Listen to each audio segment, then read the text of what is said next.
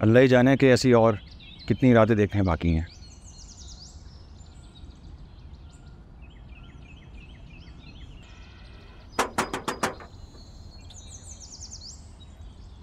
कौन है?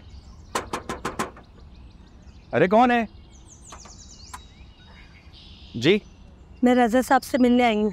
आप कौन? क्या वो घर पे मौजूद है? अरे आप कौन है? आप कौन है जी? आप कौन? इतनी जल्दी भूल गए? तुम परवीन? तुम?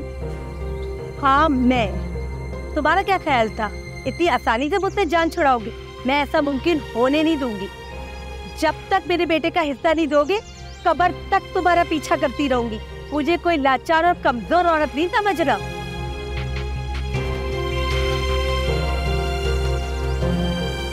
इस वक्त इसमें इतनी हिम्मत नहीं है कि ये कुछ कह सके। आज से पहले बहुत अंधेरे में रखा होगा तुम लोगों को इसने। देख लो, मुझे देखने के बाद इसकी जबान भी साथ नहीं दे रही है। अगर मेरी बातों से तुम्हारे कुछ पल्ले नहीं पड़ा तो बड़े अफसोस की बात है। मैं तुम्हारे अब्बा की दूसरी बीवी थी।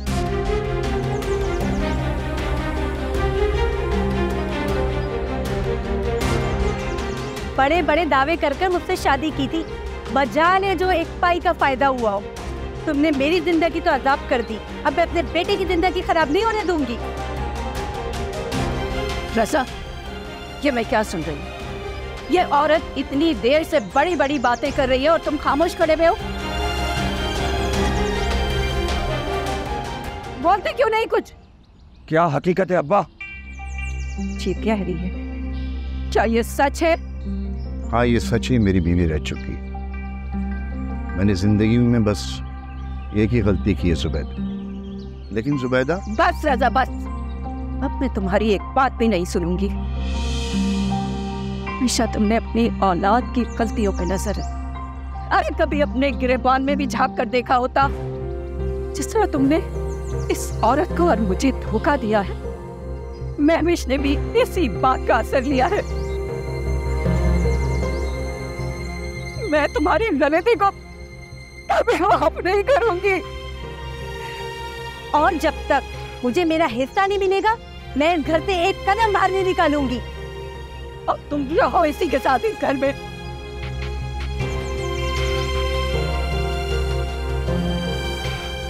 जुबैदा,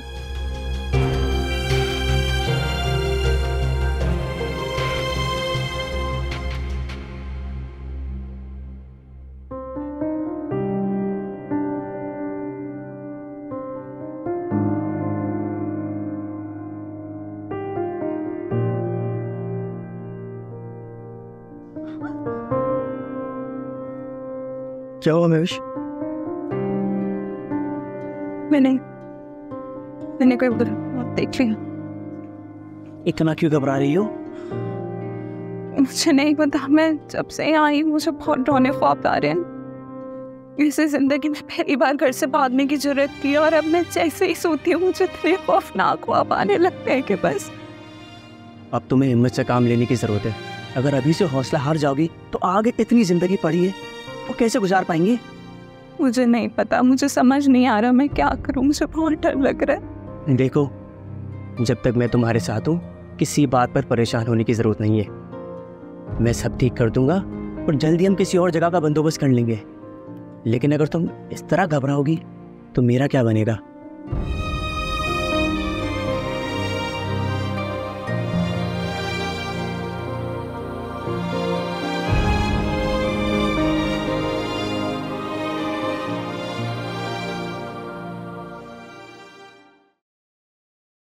उस्ताद जी, उस्ताद जी, तो उस्ताद जी क्या हो गया?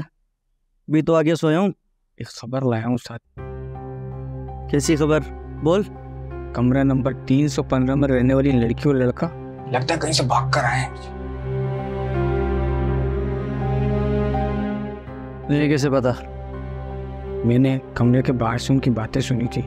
लड़की काफी परेशान थी, लगता है लड़का जबरदस्ती भगा कर लाया है।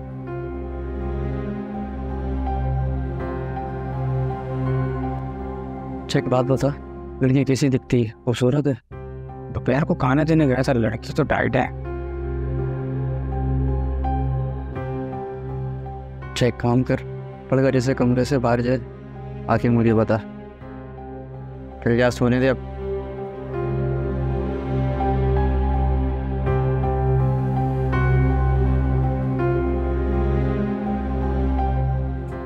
मैडम, आज दूसरा दिन है मेरी बीवी को घर से गायब हुए। आपने पुलिस में बात भी की है, लेकिन अभी तक कुछ पता नहीं चला। मेरी इस सिलसिले में आईजी साहब से 2 बार बात हुई है। वो लोग दाऊद को मुसलसल ट्रेस करने की कोशिश कर रहे हैं, मगर वो उनके हाथ ही नहीं आ रहा। और मैंने उस तहखाने की निशानदेही भी कर दी थी जहाँ उन्होंने मुझे कैद रखा था। पुलिस ने वहां भी छापा मारा था, मगर वो लोग वहां भी मौजूद नहीं हैं। न जाने हमारी बेटी अब कब वापस आएगी। आप फिक्र क्यों कर रहे हैं? मैंने आपसे वादा किया है ना कि आपकी बेटी जल्द अज जल्द घर वापस आएगी, और दाऊद को कड़ी से कड़ी सजा दिलवाना मेरी जिम्मेदारी है। अगर दाऊद के बारे में सिर्फ ये पता चल जाए कि वो किन लोगों के साथ उठता बैठता है, तो उसे पकड़ना इतना मुश्किल नहीं होगा। मगर उसकी हरकतों से तो ऐसा लग रहा है कि मुसलसल वो अपने ठिकाने तब्दील कर रहा है। अगर आप दोनों चाहें तो दाऊद और उसके कारिंदों के बारे में मालूमात इकट्ठा करके मुझे बता सकते हैं।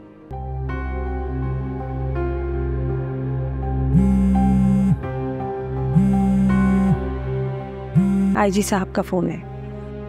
जी आईजी साहब, ये तो बहुत अच्छी न्यूज़ है। अगर दाऊद का बंदा गिरफ्तार हुआ है तो इसका मतलब है दाऊद तक पहुंचना मुश्किल नहीं है। मुझे आपके ताउन की सख्त ज़रूरत है। ये बेचारे बहुत परेशान हैं, इस वक्त भी मेरे पास घर में आए हुए हैं। जी जी आईजी साहब, मैं आपकी तरफ से इनको यकीन दिलवाती हूँ। Thanks for calling. आईजी साहब की कॉल। दाऊद का एक बंदा गिरफ्तार हुआ है और उससे तफ्तीश जारी है। आईजी साहब कह रहे हैं कि कल तक आपकी बेटी आपके घर में मौजूद होगी। आप लोग इत्मीनान से अपने घर जा सकते हैं।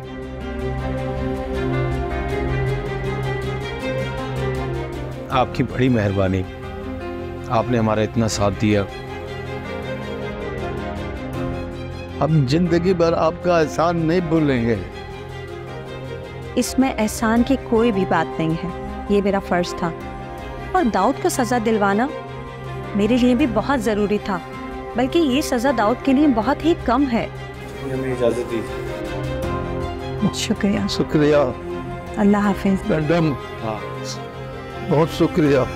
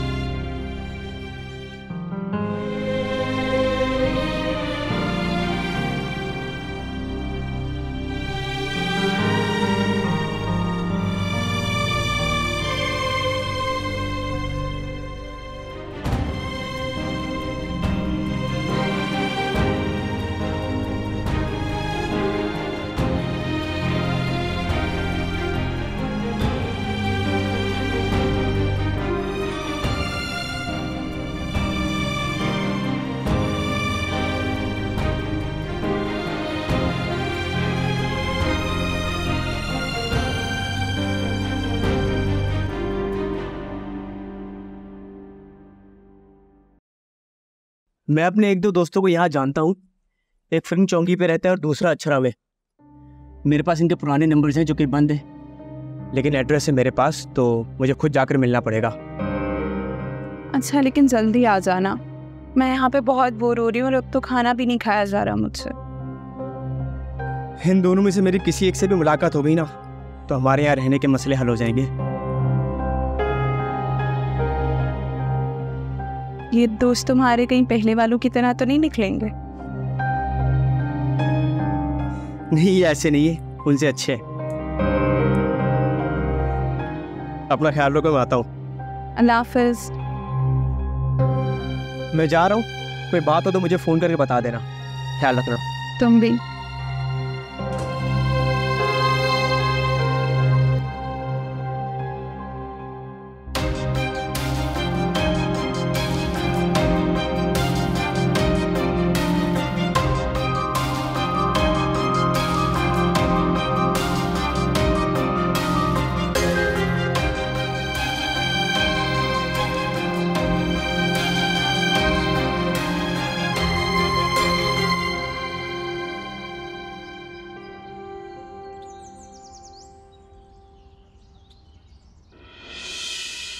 महविश के कारनामों पे लोग कम हंस रहे थे कि दूसरी शादी करके तुम्हारे अब्बा ने एक नया कारनामा सर अंजाम दिया। सर्कस का तमाशा बन के रह गया तुम्हारा घर, और अब मैं किसी कीमत पे उस घर में नहीं जाऊंगी। तुम्हें तो खुशी होती है ना मुझे परेशानी में अकेला छोड़कर। जिन पैसों की खातिर मैंने नौकरी छोड़ दी, अपना हाथ में पैसे रहे ना नौकरी। अब्बा भी हॉस्पिटलाइज हो चुके हैं। अब मुझ में हिम्मत नहीं कि रोजाना अस्पताल जाके उनकी तीमारदारियां करता रहूं। उनकी दूसरी बीवी भी घर पे कब्जा करने की नीयत से आ गई हैं। अम्मा भी घर छोड़ के जा चुकी हैं। अब पीछे में मैं ही अकेला रह गया हूं। तुम्हारे लिए बेहतरी इसी में है कि तुम यही अम्मा के घर में मेरे साथ रहो। खाम का घरेलू मसाइल में पड़ के अपनी जिंदगी क्यों बर्बाद कर रहे हो? मैं अब्बा से कहती हूँ, वो कल ही अपनी कंपनी में तुम्हारे लिए बात कर लेंगे। नायला, मैं तंग आ गई हूँ नौकरी का अजाब सहते सहते, फिर भी तुम मुझे नौकरी का मशवरा दे रही। तो फिर मैं तुम्हें इतने पैसे कहाँ से ला के दूं तुम अपना कारोबार शुरू कर सको? तुम्हारे जेवर किस काम आएंगे? शहजाद, तुमने सोचा भी कैसे कि मैं जेवर बेचूंगी? जेवर मुश्किल वक्त का सहारा होते हैं। अरे मेरी जिंदगी में इससे मुश्किल वक्त और क्या हो सकता है? अगर नौकरी ना मिलती तो और बात थी। कल को अगर कारोबार में नुकसान हो गया और आखिरी सहारा खत्म हो गया तो हम मुंह तकते रह जाएंगे। देखो, इस मामले में तुम मुझसे कोई बात ना करो तो अच्छा है। नायला, तुम मेरी बीवी होके मेरी मुश्किलात को समझने की कोशिश क्यों नहीं कर रही हो? एक मैं ही तो हूँ जो तुम्हारी मजबूरियों को समझ रही हूँ, तभी तुम्हें कहा है कि मेरी अम्मा के घर मेरे साथ में रहो। तुम्हें दोबारा नौकरी दिलवाने की जिम्मेदारी भी मेरी है। अगर फिर भी तुम्हारे दिमाग पे कारोबार करने का भूसा आ रहा है तो जाओ, जाके अपने बाप से जायदाद में हिस्सा मांगो। वैसे भी उनकी दूसरी बीवी और कुछ ना सही, मकान तो जरूर बिकवा देगी, और अगर मकान बिका तो सबसे ज्यादा हिस्सा तुम्हारा होगा।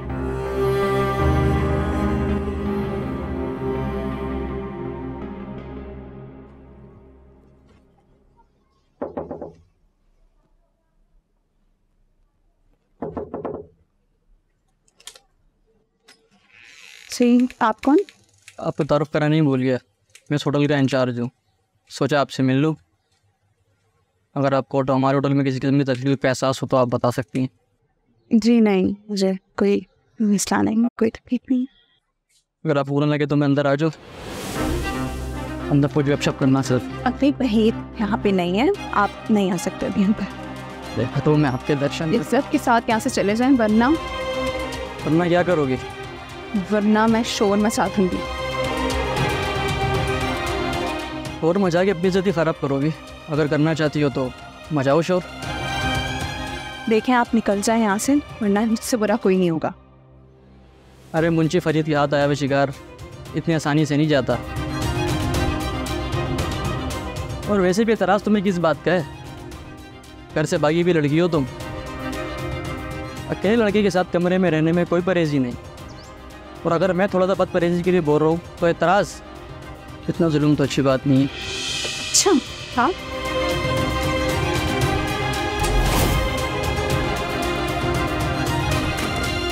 फहद, फहद कहाँ मर गया तू? फहद। अरे हाँ हाँ बेटा, तुम क्यों इतना परेशान हो रहे हो जैसे मैं कोई कल की बच्ची हूँ? अरे मैं एक मजबूत औरत हूँ और अच्छे अच्छों को सीधा करना आता है मुझे।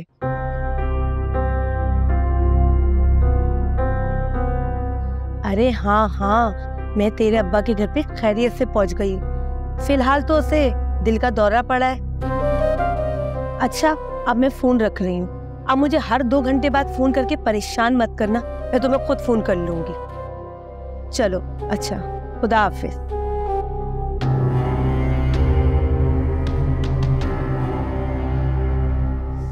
पूरा घर खाली पड़ा हुआ है, सिर्फ मक्खियों के भिनभिनाने का शोर सुनाई दे रहा है। लग रहा है दोपहर का खाना भी खुद बनाना पड़ेगा और रात के खाने का भी खुद इंतजाम करना पड़ेगा। अगर किसी और के आसरे पे रही तो भूखी मर जाऊंगी। चल परवीन, काम पे लग जा। आप ही चाहता हूँ दादा, कहीं मैंने आपको सोते हुए जगा तो नहीं लिया, या शायद कहीं हम मुर्गी ज़िबा करते हुए मसरूफ़ तो नहीं थे? अरे नहीं दादा, नाराज़ मत हो, मजाक कर रहा हूँ। आपकी खिदमत में कर्ज थी। मेरे जाल में एक अदद मुर्गा और एक अदद मुर्गी फंसे हैं, तो सोचा पहले आपको बता दूँ। अच्छा ठीक है दादा, आपका खादिम, ताबेदार। ठीक है दादा, ठीक है, ओके दादा, अल्लाह हाफिज़।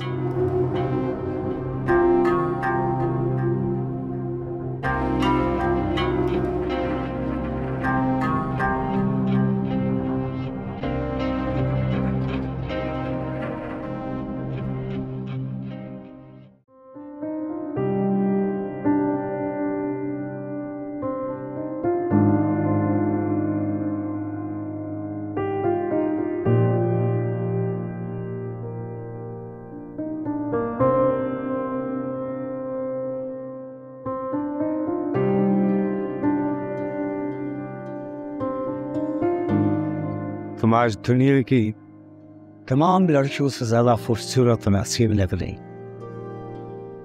लगता है 4 ज़मीन का था। मान तारीफ के लिए मेरे पास अल्फाज नहीं।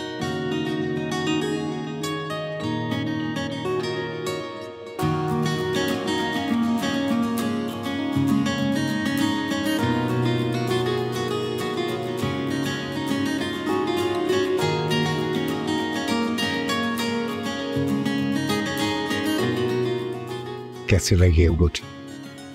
बहुत अच्छी। तुम्हें अपनी बीवी बनाने का जो ख्वाब मैंने देखा वो पूरा हो गया।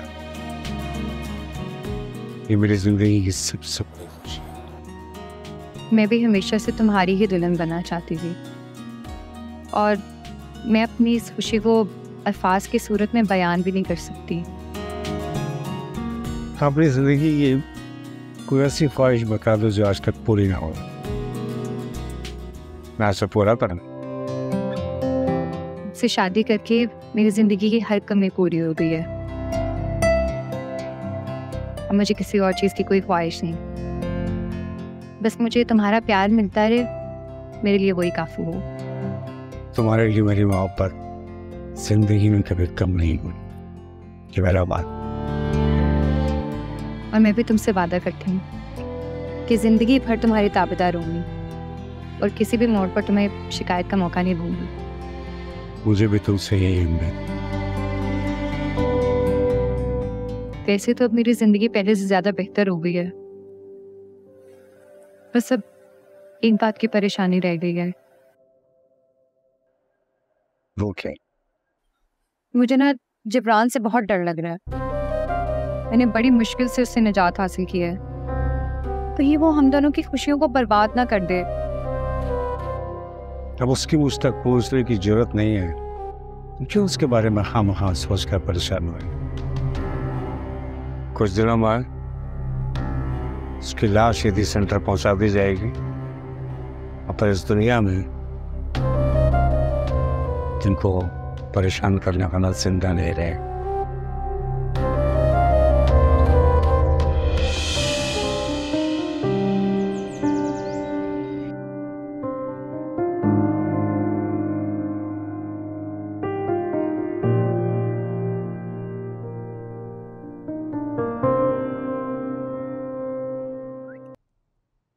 कहाँ कोई भी हो? मैं तुम्हें बाहर लाया हूँ, इतना अच्छा मौसम है, हवा अच्छी चल रही है ताकि तुम थोड़ा सुकून महसूस करो।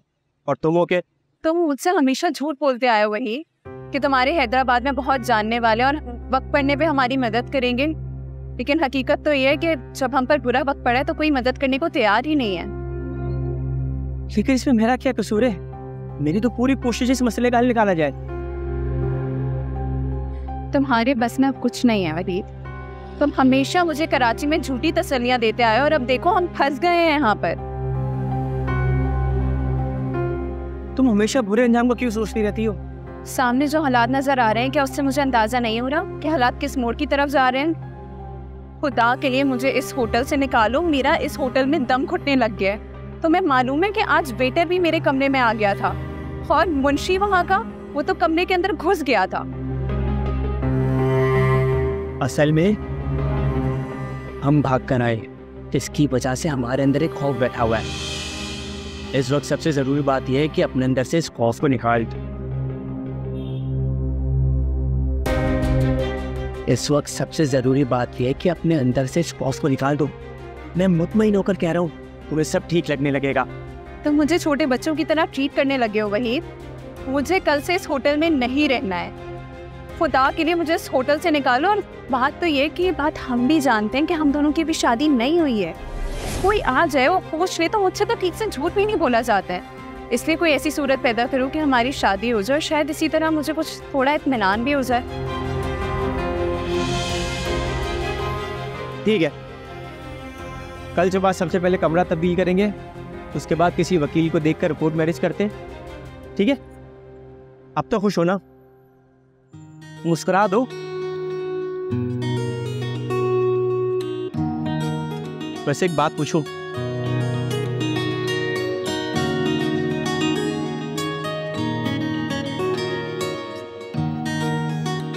उस्ताद मैं भी और वहीद जो है गैर शादीशुदा है। कल सुबह होटल छोड़ने की बात कर रहे थे और ये भी बोल रहे थे कि जो ना कोर्ट में जाके शादी कर लेंगे। खबर पक्की है ना तेरी? हाँ उस्ताद, खबर पक्की है। अगर झूठ निकले जो सजा दो आप। चल मैं दादा से बात करता हूँ। ठीक है उस्ताद। तुझे एक कप चाय लिया मेरे लिए?